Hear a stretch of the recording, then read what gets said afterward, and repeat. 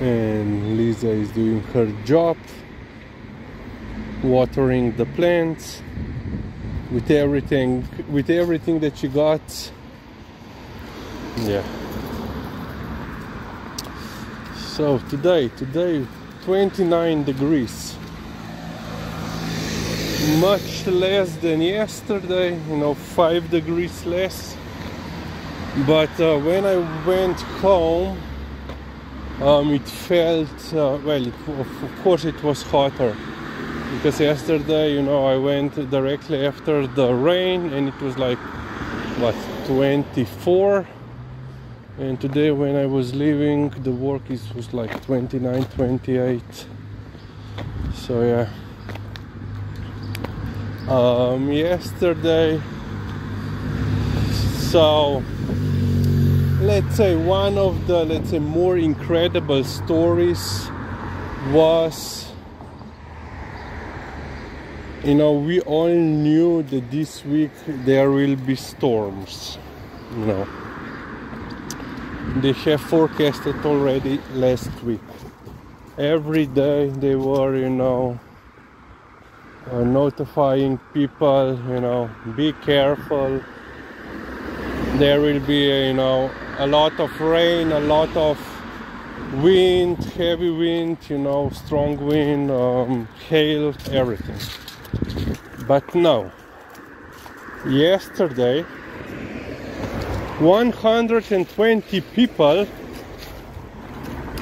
decided to go to the on the top of our highest mountain. They got stuck in the mountain hut, which it was then necessary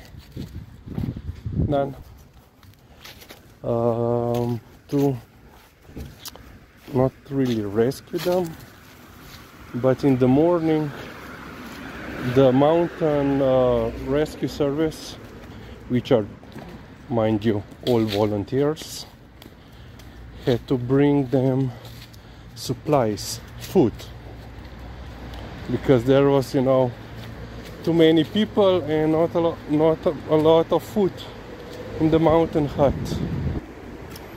But the best thing is they were all rescued. Today they had descended from the mountain.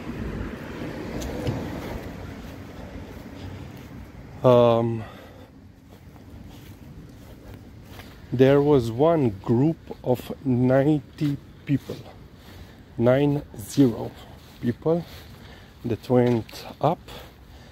And what was this group? Well, this group was composed of 30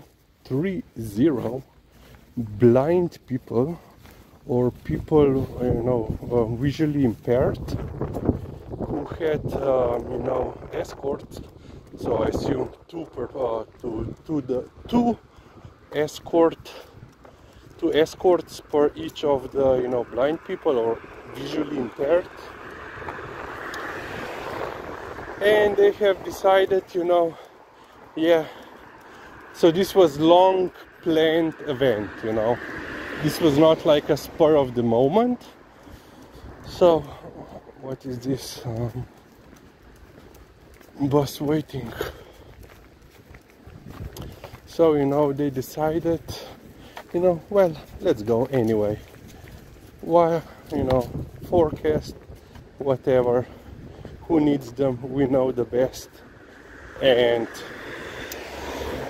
yeah, who was in charge? Of course, certified mountain guides.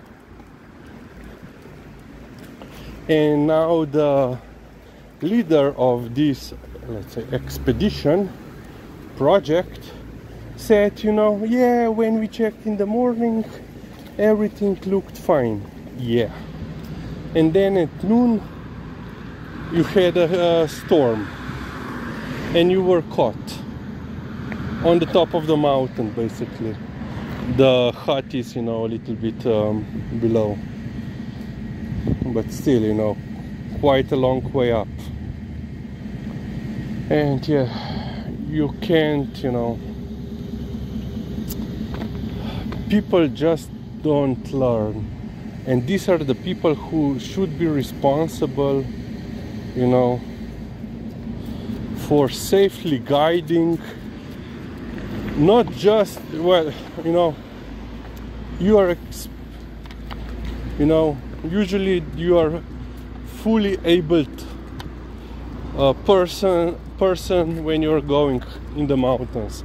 So this event, you know, visually impaired, blind people going into mountains, this is nothing new. We have this project or event. Oh, this is still, it's still a little bit leaning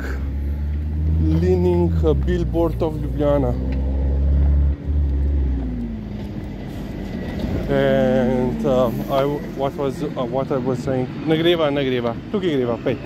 Liza wants to go for a longer walk, but yeah, today I'm not in the mood.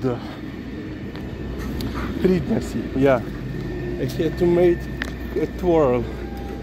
You know, people who are apparently educated, licensed, you know, with a license, and they are still not, you know, taking into consideration, you know, the basic requirement, like, you know, the weather. Oh, now the second number 8 is there. I don't know, is the first one, is the first one broken or what? Yeah. So yeah. Plus, you know, the second thing, so in Bled there is the lake, you know. We have been there with Liza once. So B-L-E-D, it's spelled. Unfortunately, there one person, a tourist, died when a tree had fallen on her, and her partner, another person, was injured. Number 2, we'll be right back. Changed her mind. And you know, there were several people, and now number 2 attempt. So as I was saying, you know, people were in the lake swimming, and apparently nobody noticed, you know, that it's getting dark and whatever, and they said, oh, we can still go inside, you know.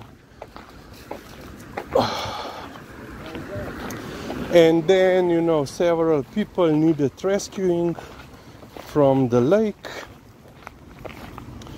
because the storm basically the wind started to push them further away from the shore, you know, to the middle of the lake,